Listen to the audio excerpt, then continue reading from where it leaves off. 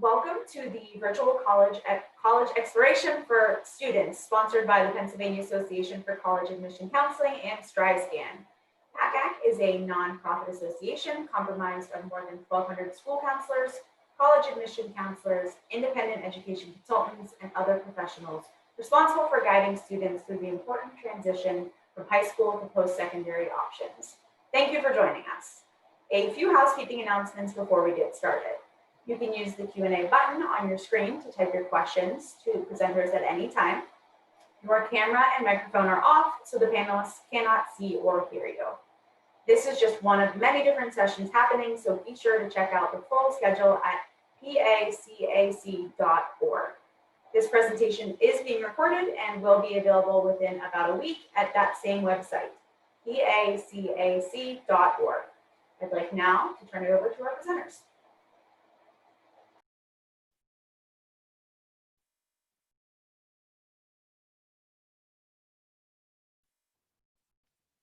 Hi, everybody. Thank you for joining us today as we take some time to debunk the myths of attending college out of state. My name is Billy Root. I am your local regional recruiter for the University of Alabama, located in the Pittsburgh area. So I'm here to help anybody from about the State College area and west.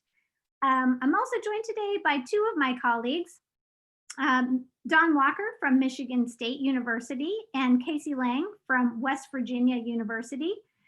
Barb Condrate from Alfred University was hoping to be here today, but she did have a family emergency, so she is unable to join us.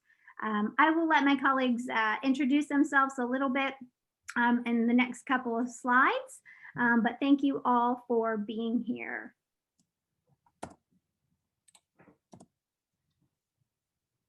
In the words of William Shakespeare, the world is your oyster. You can see from this map, there are so many college choices, and I know this can be an overwhelming decision for just for where to go and how close do you want to stay to home. So we're going to help walk you through some of that today. Like I said, we're going to go around and talk just a little bit about the schools that we represent to give you an idea of some out-of-state universities. And then we'll get into some of the basic stuff to help you make this decision. But I do like to quote Dr. Seuss. You have brains in your head, you have feet in your shoes. You can steer yourself any direction you choose. You're on your own and you know what you know, and you are the one who'll decide where to go. So I'm gonna let Don Walker tell you a little bit about Michigan State University. Thanks, Billy. I am Don Walker, and I am the manager of Pennsylvania recruitment for Michigan State University. So I cover the entire state of Pennsylvania. I'm sure you know about Michigan State, located in East Lansing, Michigan. We're one of the largest schools in the country with about 50,000 students studying at Michigan State. We have over 200 majors, so pretty much anything you could possibly want to study. We have over 900 clubs and organizations, so pretty much anything you could want to do outside of the classroom. We've been ranked in the top 100 universities in the world and the top 50 in the nation. So pretty much whatever your goals are, whatever it is you want to study, however you want your college experience to be, you can find that at Michigan State. And I'll talk briefly about Alfred. Alfred is a small private university in the Finger Lakes area of New York with lots of amazing specialties in the arts and the sciences and some really fantastic research. So again, we're sorry that Barb couldn't be with us today, but if you're interested in Alfred, her contact information will be available again at the end of this slideshow, and I'll pass it off to Casey. Thanks, Dawn. My name is Casey Lang, and I am a regional recruiter for West Virginia University. For those of you that do not know, WVU, our Morgantown campus, is very close to Pittsburgh, about an hour and 15 minutes. Right down 79 there.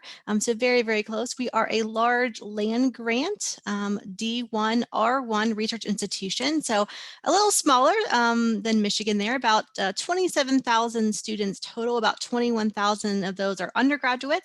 We have about 140 majors that students can choose from, and students do come from all over the world, as well as all over the United States. So about 13 schools or colleges that students can choose from, about 500 clubs and organizations students can choose from to get involved in as well. And really just a fantastic campus. You'll see on the photo there, you have a pretty unique transportation system around campus called the Personal Rapid Transit System. The students are able to get around. It's pretty hilly there, so definitely you're able to walk, but I would recommend doing that PRT if you wanted to do that. And if you'd like to find out more and learn more about WVU, I just want to put a plug in. We did do a recording about West Virginia University, a whole 45-minute presentation on that yesterday. So if you want to rewatch that, we'd be happy to show you more about what we have to offer you. So I will turn over now to Billy. Thanks, ladies. Good point, Casey. I believe we all have done a PACAC presentation on our universities, so you can always go back and watch the recording if you are interested in any of our 4 schools. I think we've all done that. Anyway, again, I work for the University of Alabama. We are located in Tuscaloosa, Alabama, so I am the farthest away today. It's about a 12-hour drive from the Pittsburgh area. We are also a D1 R1 institution.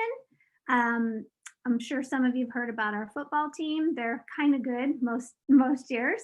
And we also have the biggest Greek system in the nation. So that's something that a lot of students look at Alabama out of state for. One of the unique things about Alabama is we actually have 60% of our students coming from out of state. So I am very familiar with working with students who are trying to make this decision and taking the plunge to go to school far from home. We also have over 200 different majors that you can study at Alabama.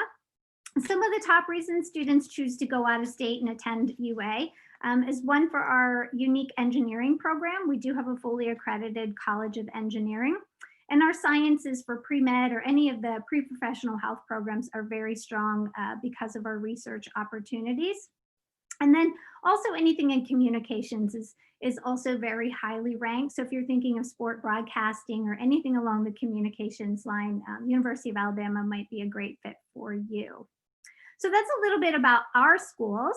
Let's get into kind of helping you debunk these myths about going to college out of state.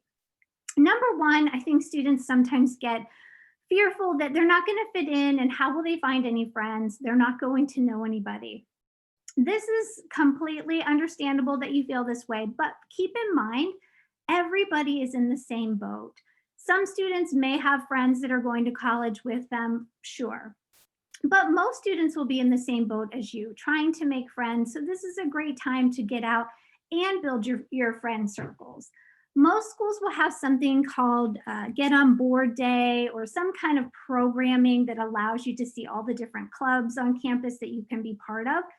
Take advantage of all of these opportunities. I know sometimes it feels a little bit silly or you feel embarrassed to go out by yourself to one of these events. But again, everybody that first week or two is in the same boat that you are. So ask somebody standing beside you, what they're doing, or ask your roommate or somebody down the hall to go to one of these events with you. And this is where you're going to find your group of friends. Also, Greek life. I know all of our schools here do have a pretty strong Greek system. So that's also a great way to kind of get connected with people before school even starts, if you go through the rush process to get into Greek life. This might be your first chance to live somewhere different, and this is such a great opportunity to take advantage of being able to go somewhere on your own, but still having support to help you. You're going to have tons of options for support with counseling if things do feel a little scary while you're on your own. Most schools also have programs put in place to help students out of state. I know we have a club that's just for out-of-state students to get involved in. So again, try to get involved your first week or two and make your friends while everybody's in that same situation. And this is also a great time to learn who you are and expand what your horizons and figure out what your strengths are. So this is a great time to learn. So I don't think that this should be something that holds you back. Keep in mind, everybody feels the same way.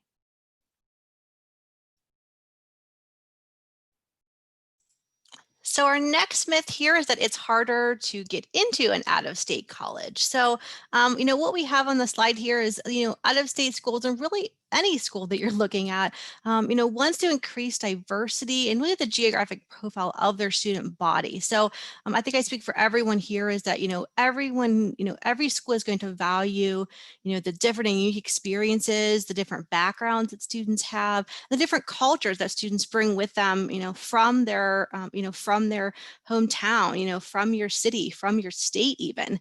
So I know at WVU, and like I said, all of these schools here today, we have about 50% of our students are from out of state. Michigan said they have, almost 60 or more. So, we are happy and really want to have students from out of state come to our campuses.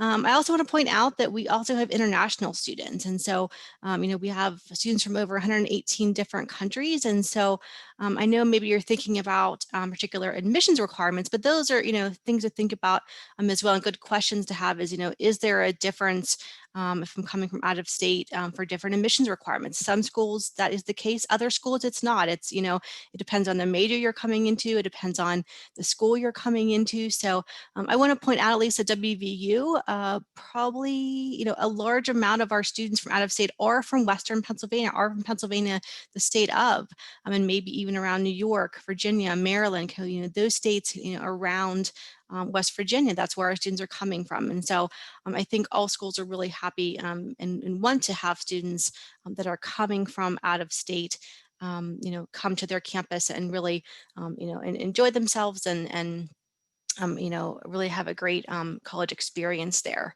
The next thing here is that out-of-state students may bring more institutional aid with them. So this means, there's so many scholarships out there from anything, maybe you're a part of a credit union, maybe you're a part of Rotary.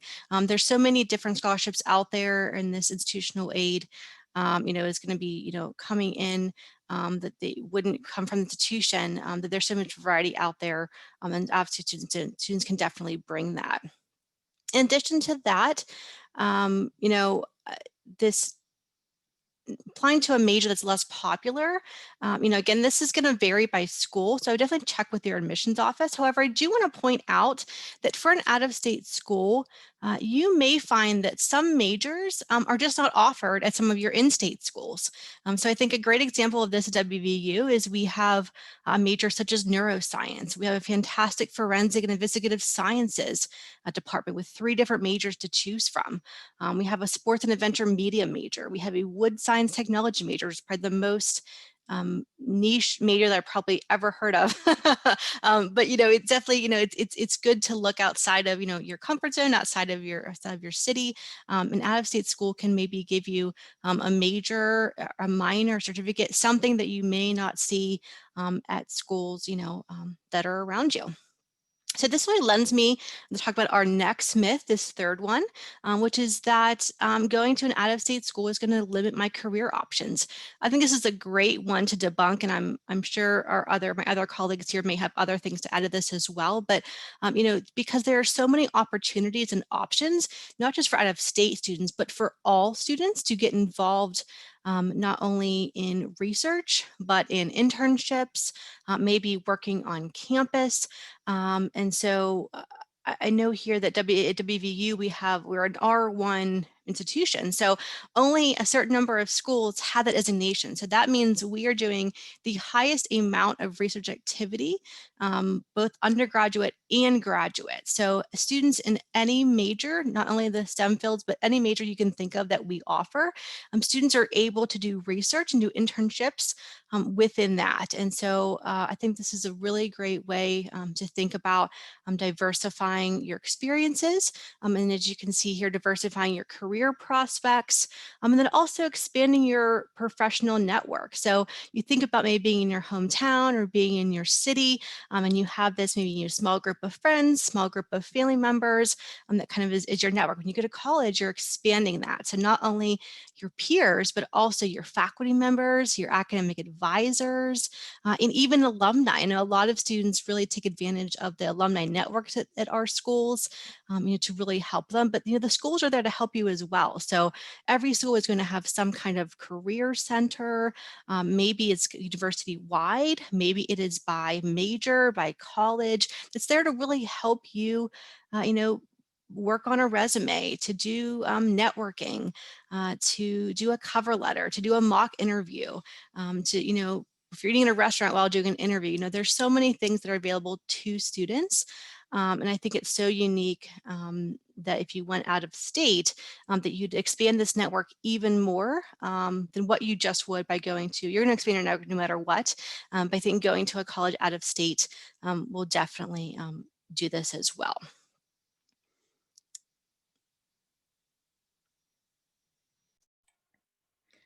So myth number 4, going to an out-of-state college is too expensive.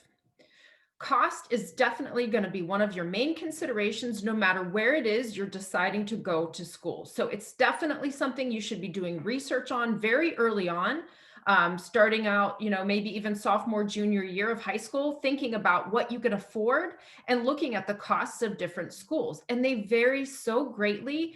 And the types of scholarships and aids offered at different institutions around the world really do vary in many different ways. Sometimes going to an in-state school, if it's a private school or a school that doesn't offer many scholarships, can actually be more expensive than going out of state, because often out-of-state schools offer more scholarship money to students who are coming from different states. Both internal and external scholarships could make it less expensive than some in-state colleges. This is particularly true if you're a strong student. Most colleges offer merit-based scholarships. So the better student you are, the higher your GPA, the stronger your curriculum, the more money you'll likely be offered from those institutions. Most colleges have some sort of honors program or honors college at their institutions as well. And that's typically an offer that's going to give you additional scholarship opportunities as well. External scholarships are a really great place for you to find resources to help you go to school as well. There are some amazing resources like Sally Mae, FastWeb, scholarships.com that offer all these great independent scholarships. So many of these scholarships go unawarded simply because students don't apply for them. And I understand the burnout during application season when you've gotten your essays written and your letters of recommendation submitted with your applications, because sometimes these scholarships require those things too, but it's so worth it because you never know what you're going to get, and every little bit helps. Many schools may have automatic and application scholarships for out-of-state students. Sometimes you need to apply for these, so make sure you're checking with the Office of Admission or the Office of Financial Aid. Many schools like Michigan State, we don't have a separate application for merit scholarships. We automatically evaluate you based on the academics that you've submitted with your application, but make sure you're double checking with your school so that you know whether or not you need to apply and what the deadlines are. Also, once you are in your major at your college, oftentimes there are often departmental scholarships that you can apply for. So I know that at Michigan State, when you're studying maybe in the College of Engineering or the College of Business, they have their own separate scholarships, often provided by alumni of those programs that you can apply for and compete for. So make sure that you're also checking for those departmental scholarships as well. Out-of-state colleges may have a better graduation rate in 4 years than in-state colleges. So if you're graduating in 4 years, like you should be, you're going to end up spending less money over time. So make sure you're checking out the graduation rates of the schools that you plan to attend or to apply for. A lot of times out-of-state schools have some really great support systems available to freshmen on campus, extra advising, group study, tutoring, writing workshops, math workshops. If these supports are there to make sure that you're able to graduate in 4 years, you're going to spend less money over time. And many private colleges give just as much financial aid to out-of-state students than in-state students. Private colleges have a little bit more flexibility in determining the types and the amounts of scholarships that they can award students in a different way than public universities do. So if you are looking at private institutions, sometimes you can work with your admissions counselor or the Office of Financial Aid at those institutions and have them look at you, look at your experience, your application, your academic record, but maybe even your resume. Maybe you bring other things to the table that they may want to award scholarship money to you for that might not really be outlined on their financial aid website and might not be available from public institutions. Myth number 5, I can't get an accurate picture of an out-of-state school because it is so far away. This is a unique year. We all know that. There are probably a lot of you who have not been able to visit a campus in person. And I know that can be kind of frustrating because it's really important that you understand what it's like what a campus looks like, what it's like to be on a campus. But luckily, this year has maybe given us some opportunities to reach out to students that wouldn't normally be able to easily visit campus. So we've all sort of created these great virtual visit opportunities. We've got online open houses, online campus tours. We as admissions counselors are reaching out virtually more to students out of state via Zoom, just like this, and visiting high schools and doing one-on-one interviews with students via Zoom. So if you have an out-of-state school on your list that maybe you wouldn't be able to easily visit, it's actually easier this year to get more information and to get a better feel for what it's like to visit those campuses. Another great resource is social media. I always encourage students to connect with us on Facebook, Snapchat, Instagram, and Twitter, because often current students and recent graduates are taking over these platforms.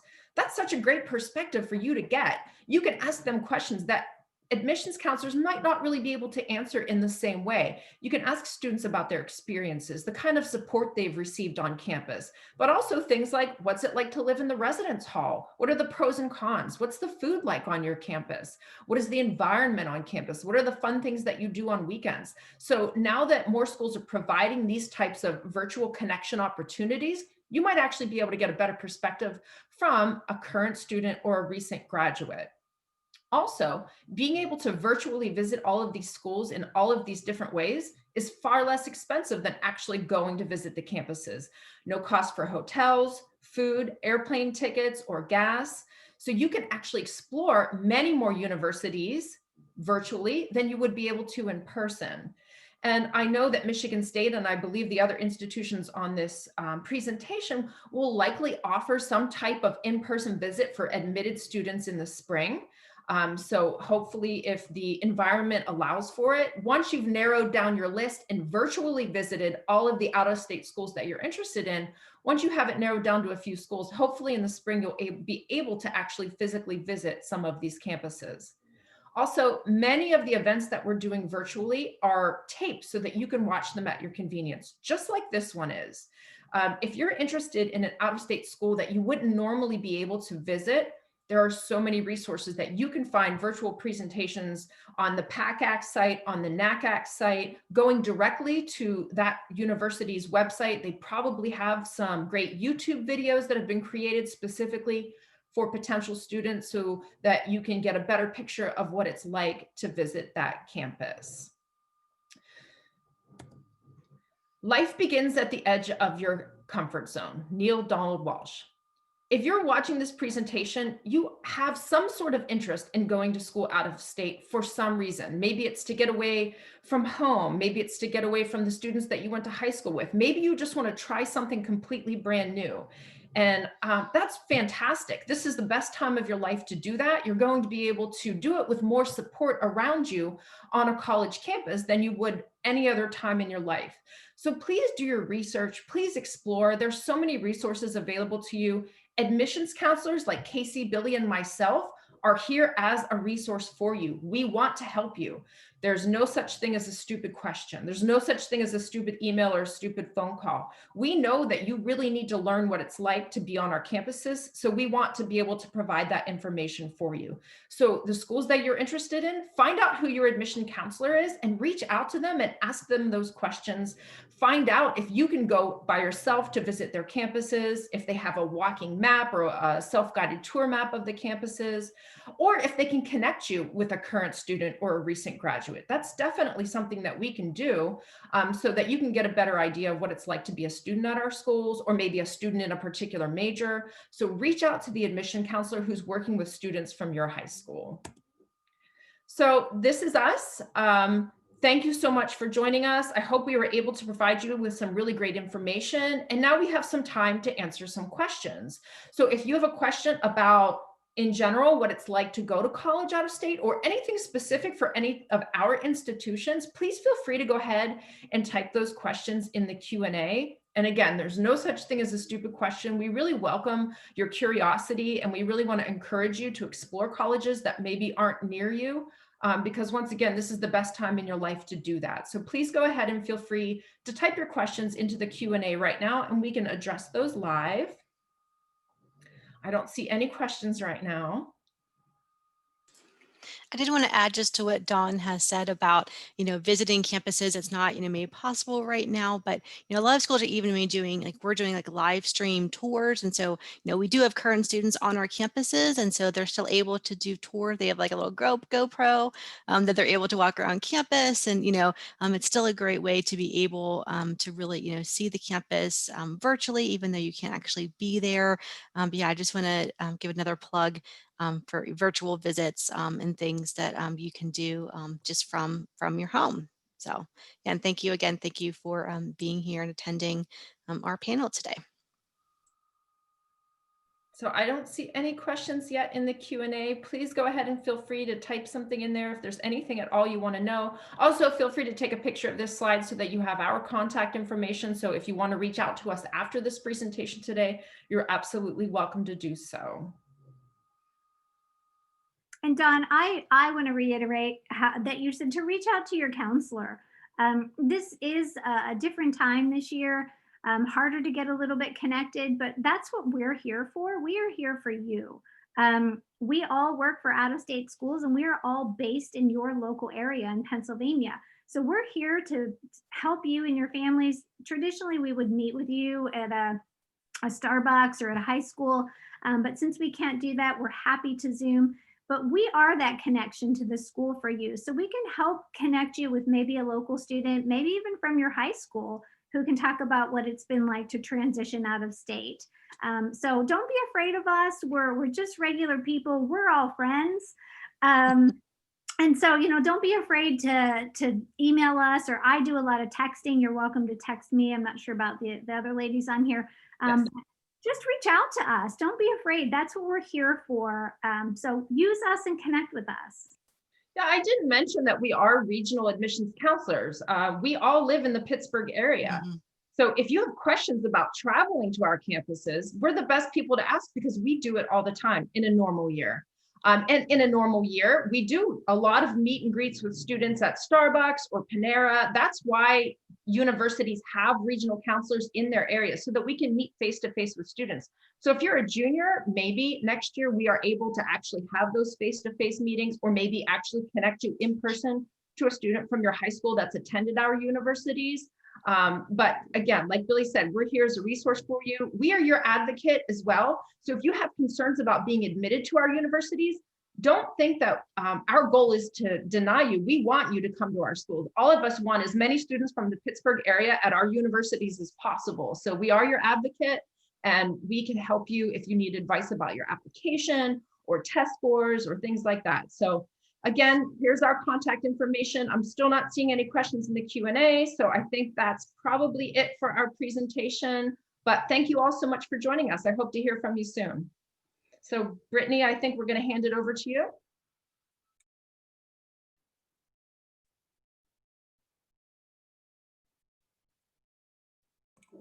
Brittany, you're on mute. Sorry, everyone. Thank you for joining us. When you close this window, there will be a very quick 4-question survey. We would appreciate any feedback you can provide. Also, this was just one of many sessions being hosted, so be sure to sign up for additional sessions at pacac.org. In about a week, you'll be able to find this session's recording as well as all of the other session recordings at pacac.org. Thank you, everyone.